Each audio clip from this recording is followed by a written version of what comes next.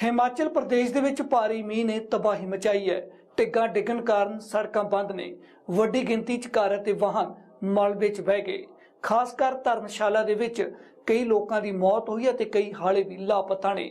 ਇਸ ਸਭ ਦੇ ਵਿੱਚ ਘਟਨਾ ਸਥਾਨ ਉੱਤੇ ਪਹੁੰਚੇ ਸੂਬੇ ਦੇ ਮੁੱਖ ਮੰਤਰੀ ਜੈਰਾਮ ਠਾकुर ਨੇ ਲੋਕਾਂ ਨੂੰ ਹਰ ਤਰ੍ਹਾਂ ਦੀ ਮਦਦ ਦਾ ਭਰੋਸਾ ਦਿੱਤਾ ਹੈ।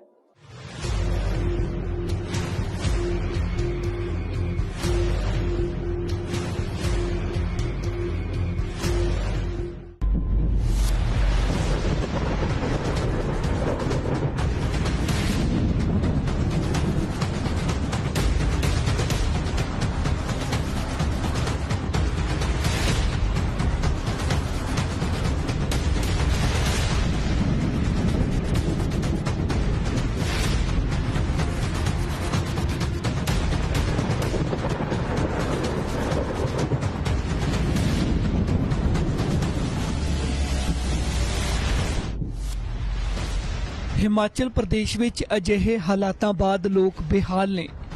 इत्थे कुदरत कहरवान है। ढिग्गां डिग रहीआं ने, सड़कां जाम ने, लगातार अते रोक रोक के मींह पै रिहा है। नतीजा बचाव कार्यां च भी मुश्किल आ रही है।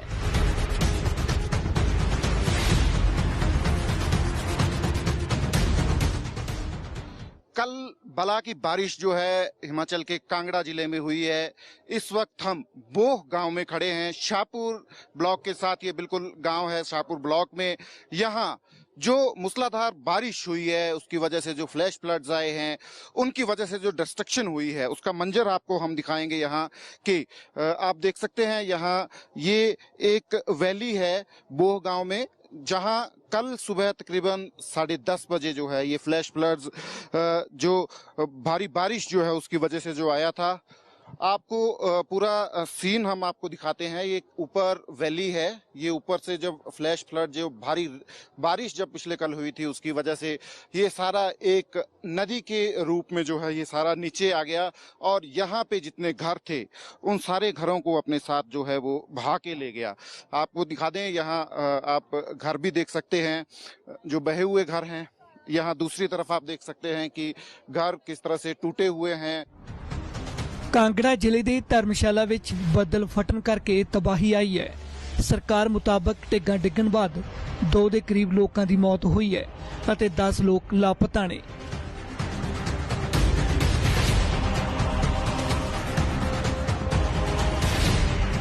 से 2 दिनों से लगातार भारी बारिश के कारण हिमाचल प्रदेश में और विशेष तौर से धर्मशाला का कुछ इलाका जो शाहपुर के साथ में जुड़ता है, वहाँ बहुत क्षति हुई है, नुकसान हुआ है। बहुत सारे मकान जो है वो ध्वस्त हुए हैं।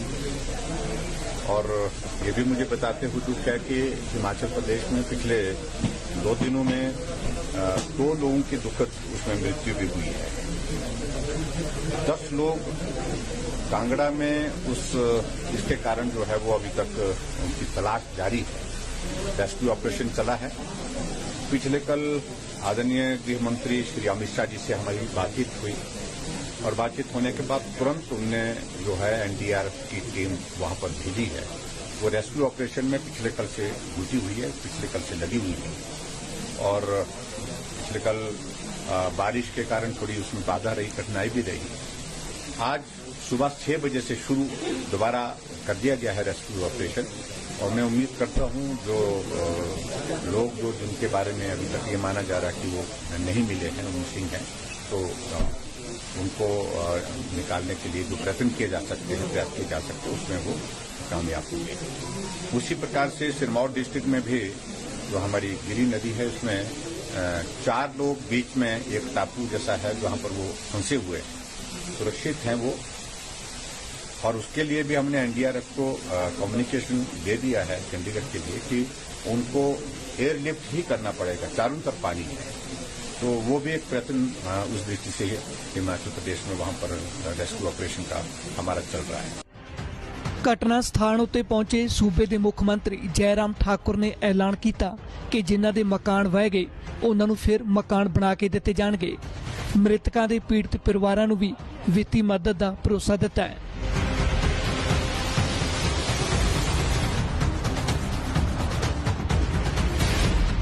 यहाँ जितने भी मकान लोग बह गए हैं उसके बारे में हमने तय किया है कि हम सरकार की ओर से मकान बना करके देंगे और उसके बाद जो एक बॉडी मिली है उसको जो हमारे रिलीफ मैनुअल के आधार पर जो है वो 4 लाख रुपए देने का जो प्रावधान है उसको भी हम करेंगे।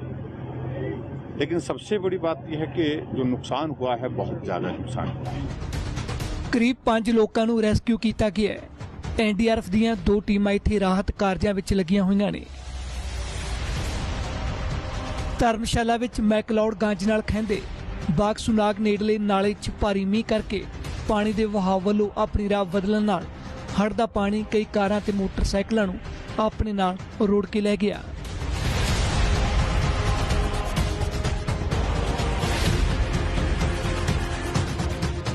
हमें 3 साइड्स के ऊपर हम लोग काम कर रहे हैं।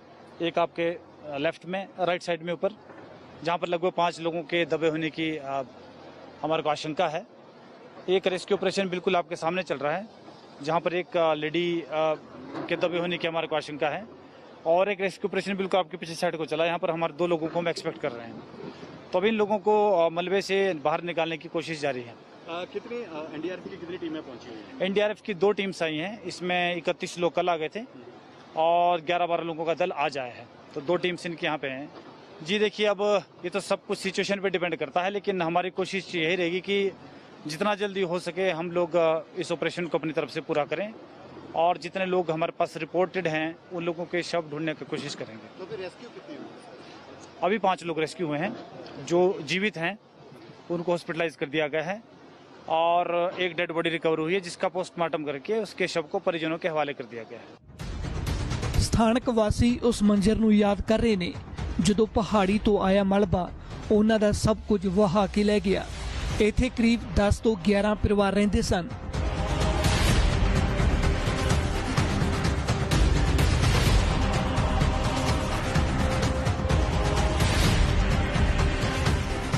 देखो, सुबह कल शाम से परसों से ही रात से बारिश लगी हुई थी और सुबह आते आते बारिश काफी जोर की थी और इस तरफ जो है ऊपर से पानी आने शुरू हुआ। सुबह को 10 बजे के करीब पानी आने शुरू हुआ। तो लोकल जो थे यहाँ के वो नाला बना रहे थे।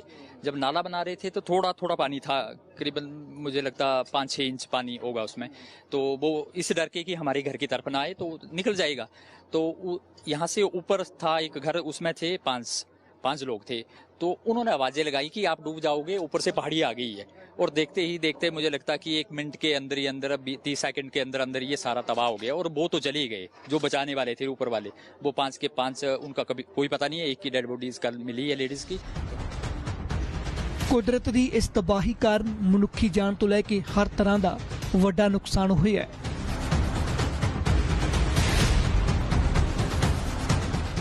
अगर नुकसान की जो हम फीडबैक ले डिटेल बात करें तो लगभग जो हमारे आदमी हैं जो बेचारे एक्सपायर हुए हैं उसमें 3 लोग हमारे एक्सपायर अभी तक हुए हैं और 2 जो है वो मिसिंग बताए जा रहे हैं।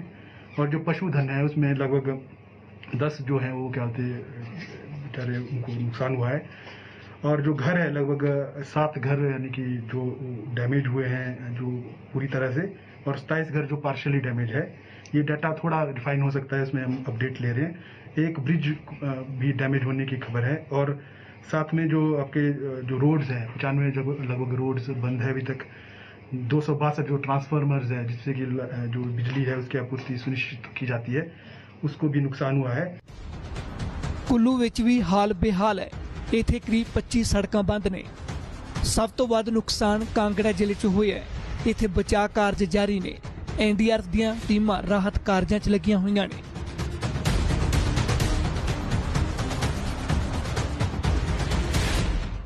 इस वक्त हम हिमाचल प्रदेश के कांगड़ा जिले के शाहपुर सब डिवीजन के बोह गांव में हैं जहां पिछले कल फ्लैश फ्लड्स ने जो है तबाही मचाई थी। आपको मंजर दिखाते हैं तबाही का कि किस तरीके से ये फ्लैश फ्लड जो है यहां आए। आप ये देख सकते हैं, ये इतने बड़े साइज का ये पत्थर, इतने बड़े साइज का ये पत्थर जहां इसके बिल्कुल टॉप तक हम पहुंच नहीं सकते हैं। इतने बड़े साइज के ये पत्थर जो हैं इस फ्लैश फ्लड में बिल्कुल पहाड़ी की चोटी से जो हैं वो फ्लैश फ्लड के साथ आए और जो ये घर यहाँ इसके जो नाला जो बना उसकी जो जद में जितने भी घर थे वो सारे घरों को जो है बहा के अपने साथ ले गए। ਫਿਲਹਾਲ ਹੁਣ ਸਮਾਂ ਇੱਕ ਬ੍ਰੇਕ ਦਾ ਤੇ ਬ੍ਰੇਕ ਤੋਂ ਬਾਅਦ ਹਿਮਾਚਲ ਪ੍ਰਦੇਸ਼ ਦੇ ਵਿੱਚ ਸੈਲਾਨੀਆਂ ਦੀ ਗੱਲ ਕਰਾਂਗੇ।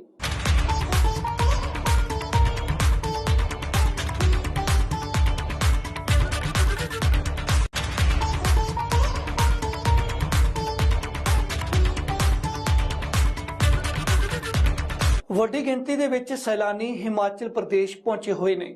ਭਾਰੀ ਮੀਂਹ ਕਾਰਨ ਟਿੱਗਾਂ ਡਿੱਗ ਰਹੀਆਂ ਨੇ ਅਤੇ ਸੜਕਾਂ ਬੰਦ ਨੇ। ਅਜਿਹੇ ਦੇ ਵਿੱਚ ਪ੍ਰਸ਼ਾਸਨ ਨੇ ਲੋਕਾਂ ਨੂੰ ਟਰੈਵਲ ਨਾ ਕਰਨ ਦੀ ਸਲਾਹ ਦਿੱਤੀ ਹੈ, ਖਾਸ ਕਰ ਨਦੀਆਂ ਤੇ ਨਾਲਿਆਂ ਤੋਂ ਦੂਰ ਰਹਿਣ ਨੂੰ ਬੋਲਿਆ ਹੈ।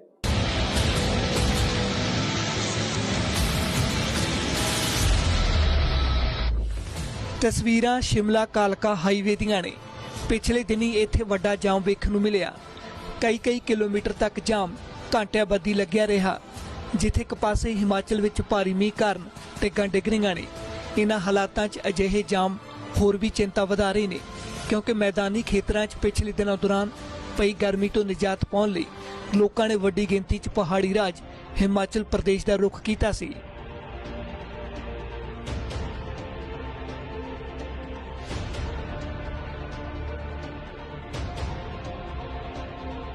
ਧਰਮਸ਼ਾਲਾ ਵਿੱਚ ਵੱਡੇ ਨੁਕਸਾਨ ਬਾਅਦ ਸਰਕਾਰ ਨੂੰ ਸਥਾਨਕ ਲੋਕਾਂ ਦੇ ਨਾਲ-ਨਾਲ ਸੈਲਾਨੀਆਂ ਦਾ ਫਿਕਰ ਵੀ ਸਤਾ ਰਿਹਾ ਹੈ, ਕਿਉਂਕਿ ਵੱਡੀ ਗਿਣਤੀ 'ਚ ਲੋਕ ਹਿਮਾਚਲ ਪ੍ਰਦੇਸ਼ ਘੁੰਮਣ ਆਏ ਹੋਏ ਨੇ।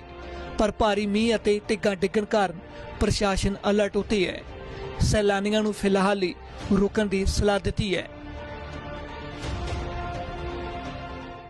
एक बात तो मान करके चलिए कि बरसात के मौसम में इस प्रकार की परिस्थिति हिमाचल प्रदेश में जो है वो हमको फेस करनी पड़ती है। अब की बार भी फेस करनी पड़ रही है, लेकिन प्रशासन को हमने आदेश दिए हैं कि जहां भी इस प्रकार की घटना घटित होती है जितना जल्दी संभव हो सके वहां पर एक तो रेस्क्यू ऑपरेशन और सड़कों को रिस्टोर करने के लिए, और उसके साथ साथ में लोगों को जो बाहर से पर्यटक आए हैं विशेष तौर से जहां संभावना ज़्यादा लगती है कि इस प्रकार की घटना घटित हो सकती है, बादल फटने की, पानी में उतार चढ़ाव आ सकता है, तो ऐसे में वहां पर जो है उनको टूरिस्ट को जाने से रोका जाए। इस बात को भी हमने सुनिश्चित करने के लिए कहा है। Finally deputy commissioner doctor Nipun Jindal ने धर्मशाला आने वाले सारे सैलानियों ਨੂੰ अपनी फेरी मुलतवी करने ਲਈ ਕਿਹਾ ਹੈ। ਕਾਂਗੜਾ डिप्टी कमिश्नर मुताबिक हर तरह की मदद लोगों तक पहुँचाई जा रही है। छेती ही हालात आम वांग होंगे। जो डैमेज हुआ है घरों को, अराउंड 6 to 7 हाउसेस हैं जो जिनको काफ़ी क्षति पहुंची है, और वहाँ पे कल जो रेस्क्यू ऑपरेशन है वो शुरू कर दिया गया था, और इसके अंदर जो लगभग 5 लोग जो हैं वो जो 5 लोगों को रेस्क्यू किया गया था लाइव, और एक डेड बॉडी को रिट्रीव किया गया था, और अभी भी 9 लोग ऐसे हैं जो लापता हैं इस समय, और उनके लिए जो सर्च एंड रेस्क्यू ऑपरेशन है वो मॉर्निंग में अपना सुबह 6 बजे रिज्यूम किया गया था। एनडीआरएफ की 2 टुकड़ियां वहाँ पे काम कर रही है, और साथ में जो क्यूआरटी है डिस्ट्रिक्ट की वो भी अपना एक टुकड़ी वहाँ पे इस समय कार्य कर रही है। तो लगभग 50 जवान वहाँ पे लगे हुए हैं, और उनके पास जो इंस्ट्रूमेंट्स वगैरह हैं वो पूरी तरह अवेलेबल हैं, और रात को भी जो वहाँ पे रोड थ्रू की गई थी ताकि जो हैवी इक्विपमेंट है उसको पहुँचाया जा सके, और जो सर्च एंड रेस्क्यू ऑपरेशन है उसमें मदद मिल सके। नगरोटा बगवां से एक कन्फर्म्ड बच्चे की डेथ की रिपोर्ट है जो 11 साल की थी, वो एक कन्फर्म्ड है। बाकी एक देहरिया जो कांगड़ा के अंदर एक मिसिंग है व्यक्ति, उनकी भी जो तलाश इस समय जारी है, और वो के अंदर जैसे मैंने बताया कि 9 लोग ऐसे हैं जो अभी इस समय लापता हैं। लोगों को फिलहाल ट्रैवल ना करने की सलाह दी जा रही है, क्योंकि मीह जारी है। ज्यादा मीह कारण टिग्गां डिगण का खतरा बनया हुआ है। मॉनसून सीजन से पहले ही प्री मॉनसून जो व्यवस्था है वो भी हमने जांची थी। सीएस साहब ने भी अपने अध्यक्षता में मीटिंग ली थी। तो जहां तक जितना हमारे पास रिसोर्सेज है, जितनी फैसिलिटीज है और जो कार्रवाई हमें करनी चाहिए वो हम बखूबी कर रहे हैं। डिस्ट्रिक्ट लेवल अपने लेवल पे भी करें, और कांगड़ा में भी इन्होंने ट्रैवल एडवाइजरी जारी की है, और यहाँ से हम भी यानी कि इनफॉर्मली तो हमने कि फॉर्मली भी हम करेंगे, डिजास्टर मैनेजमेंट एक्ट के तहत भी करते हैं। वैसे डिस्ट्रिक्ट अपने लेवल पे इनको कह रहा है, और दूसरा साथ में इसके साथ कोविड भी जुड़ा है, तो कोविड के लिए भी हम यानी कि जो टूरिस्ट है उनको, यानी जो खासकर टूरिस्ट प्लेसेस है उसमें भी आगाह करते रहते हैं कि जो कोविड अप्रोप्रिएट बिहेवियर वो भी इम्प्लीमेंट करें। और डिजास्टर से संबंधित भी हम इसको और मैसिवली आगे प्रोपेगेंडा और जो मीडिया कम्युनिकेशन या फिर जो प्रसार करना है उसके लिए हम यानी यहाँ से स्टेट लेवल से भी कोशिश करते हैं। ਪ੍ਰਸ਼ਾਸਨ ਵੱਲੋਂ ਕਿਹਾ ਗਿਆ ਹੈ ਕਿ ਜਿਹੜੇ ਸੈਲਾਨੀ ਧਰਮਸ਼ਾਲਾ ਤੇ ਨੇੜਲੀਆਂ ਥਾਵਾਂ ਤੇ ਆ ਚੁੱਕੇ ਨੇ ਉਹ ਨਦੀਆਂ ਨਾਲਿਆਂ ਤੋਂ ਦੂਰ ਰਹਿਣ। ਇਸ ਦੇ ਨਾਲ ਹੀ ਜ਼ਿਲ੍ਹਾ ਪ੍ਰਸ਼ਾਸਨ ਨੇ ਧਰਮਸ਼ਾਲਾ ਵਿੱਚ ਸੈਲਾਨੀਆਂ ਦੇ ਰਹਿਣ ਤੇ ਸੁਰੱਖਿਆ ਲਈ ਵਿਆਪਕ ਇੰਤਜ਼ਾਮ ਕਰਨ ਦਾ ਵੀ ਦਾਅਵਾ ਕੀਤਾ ਹੈ।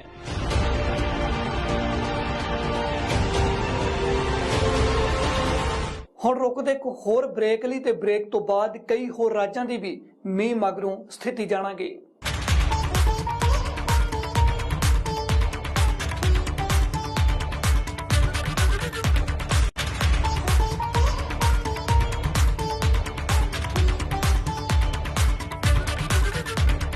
ਪੰਜਾਬ ਹਰਿਆਣਾ ਦੇ ਵਿੱਚ ਮੌਨਸੂਨ ਨੇ ਦਸਤਕ ਦੇ ਦਿੱਤੀ ਹੈ।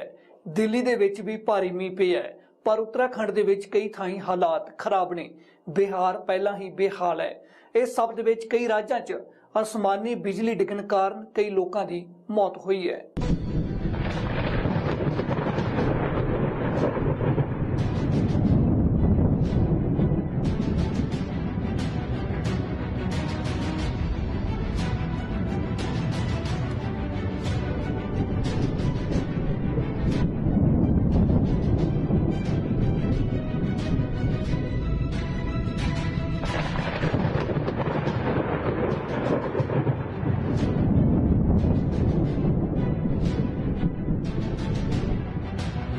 ਤਸਵੀਰਾਂ ਦਿੱਲੀ ਦੀਆਂ ਨੇ। ਪੂਰੇ ਉੱਤਰ ਭਾਰਤ ਵਿੱਚ ਅਜਿਹਾ ਹੀ ਮੌਸਮ ਵੇਖਣ ਨੂੰ ਮਿਲ ਰਿਹਾ ਹੈ। ਅਸਮਾਨ ਵਿੱਚ ਕਾਲੀਆਂ ਘਟਾਵਾਂ ਨੇ ਅਤੇ ਰੁਕ-ਰੁਕ ਕੇ ਮੀਂਹ ਪੈ ਰਿਹਾ ਹੈ। ਗਰਮੀ ਵਿੱਚ ਪਸੀਨੋ ਪਸੀਨੀ ਹੋ ਰਹੇ ਲੋਕਾਂ ਨੂੰ ਇਸ ਮੀਂਹ ਨੇ ਕਾਫੀ ਰਾਹਤ ਦਿੱਤੀ है।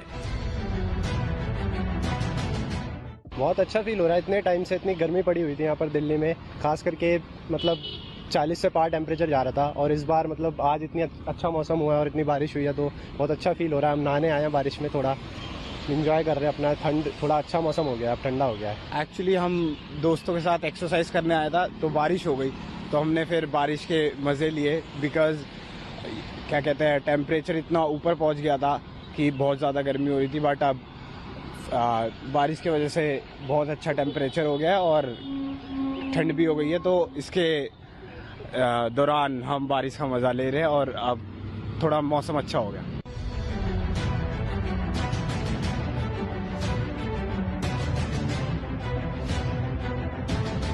ਅਜਿਹਾ ਨਹੀਂ ਹਰ ਪਾਸੇ ਮੀਂਹ ਇੰਨਾ ਹੀ ਸ਼ਾਂਤ ਹੋਵੇ। ਤਸਵੀਰਾਂ ਦੇਹਰਾਦੂਨ ਦੀਆਂ ਨੇ। ਇੱਥੇ ਲੋਕ ਇੱਕ ਅਸਥਾਈ ਪੁਲ ਦੇ ਜ਼ਰੀਏ ਨਦੀ ਨੂੰ ਪਾਰ ਕਰਨ ਲਈ ਸੰਘਰਸ਼ ਕਰ ਰਹੇ ਨੇ। ਦੇਹਰਾਦੂਨ ਵਿੱਚ ਭਾਰੀ ਮੀਂਹ ਕਾਰਨ ਇਹ ਪੁਲ ਨੁਕਸਾਨਿਆ ਗਿਆ ਸੀ। ਭਾਰੀ ਮੀਂਹ ਕਾਰਨ ਨਦੀ ਵਿੱਚ ਪਾਣੀ ਦਾ ਪੱਧਰ ਕਾਫੀ ਵੱਧ ਗਿਆ। ਲੋਕ ਜਾਨ ਜੋਖਮ ਵਿੱਚ ਪਾਉਣ ਨੂੰ ਮਜਬੂਰ ਨੇ।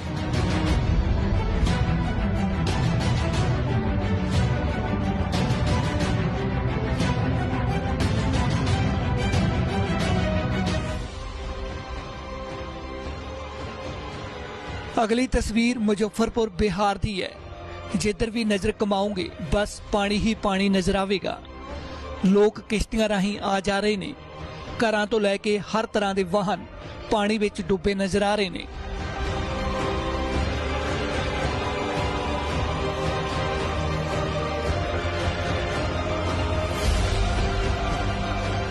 परेशानी तो हो रहा है, कोई नाई से आते हैं जाते हैं। डर भी लगता है? डर भी लगता है। हथियार वगैरह भी है, बाकी चीजें भी रहती है खराब होने का। हाँ, हथियार है, कहीं पलट जाएगा तो दिक्कत होगा। कितने दिन से ऐसी स्थिति है? ये स्थिति जब से हर बार आइबे करता है। यहाँ पे सर आने जाने की बहुत प्रॉब्लम है। कितने दिनों से परेशानी? ये अप्रोक्स 1 वीक हो गए हैं। प्रशासन की तरफ से कोई हेल्प नहीं? हेल्प उन्होंने 2 नाव दिया, बट वो नाव जो है वो 1 लोगों को या 2 लोगों को बिठाता है। आप चिल्लाते रह जाओ, फिर वो आता नहीं है, सुनता भी नहीं है, अपने मन की करता है। तो आप लोग कैसे आवागमन कर रहे हैं? घर जाते हैं? वो प्राइवेट नाव से उसको पेमेंट करते हैं, पैसा देते हैं। वो भी कितना चार्ज लेता 30 रुपए 40 रुपए ऐसे लेता है वो है एक आदमी का? एक आदमी का। और बहुत से वो अंदर में आप जाओगे तो 200 रुपए भी लेता है। ਜੰਮੂ ਕਸ਼ਮੀਰ ਵਿੱਚ ਵੀ ਮੀਂਹ ਨੇ ਭਾਰੀ ਤਬਾਹੀ ਮਚਾਈ ਹੈ। ਮੀਂਹ ਦੇ ਪਾਣੀ ਕਾਰਨ ਗਲੀਆਂ ਨਾਲੀਆਂ ਵਹਿ ਗਈਆਂ ਨੇ। ਰਸਤਿਆਂ ਨੂੰ ਜੀਸੀਬੀ ਮਸ਼ੀਨਾਂ ਦੀ ਮਦਦ ਨਾਲ ਖੋਲ੍ਹਿਆ ਜਾ ਰਿਹਾ ਹੈ।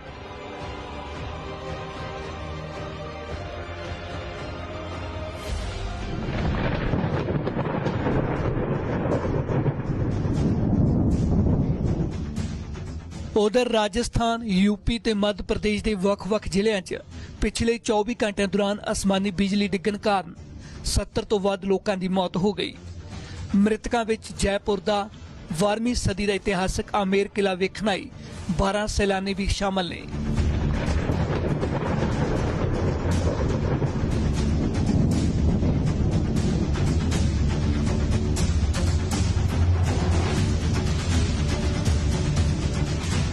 जो वॉच टावर ते सैल्फियां लेंदे आसमानी बिजली की जद च आ गए। मृतकों विचों बहुते नौजवान सन।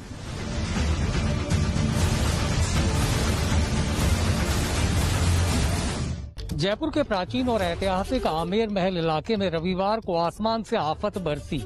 मैं इस वक्त खड़ा हूं आमेर महल के सामने, ठीक उस जगह पर जहां से वॉच टावर की तरफ जाने का रास्ता है। आप देख सकते हैं ठीक मेरे पीछे आसमान की तरफ दिखाई देने वाली ये वॉच टावर। रविवार की शाम को मौसम बहुत सुहाना था और जयपुर में लगातार बारिश हो रही थी और इसी के चलते आसपास के कई लोग और सैलानी इस वॉच टावर तक पहुंच गए। इन वॉच टावर पर एक के बाद एक 2 बिजली गिरी और 30 मिनट के दरमियान 2 हादसे हुए। जिस वक्त बिजली गिरी उस वक्त यहाँ पर तकरीबन 3 दर्जन लोग थे जो अलग अलग जगह पर खड़े होकर सेल्फी ले रहे थे। फिलहाल ਦੇ ਲਈ ਇਹਨਾਂ ਹੀ ਦੇਸ਼ ਦੁਨੀਆ ਦੀਆਂ तमाम खबरां ਵੇਖਣ ਲਈ ਤੁਸੀਂ ਵੇਖਦੇ ਰਹੋ ABP ਸਾਂਝਾ।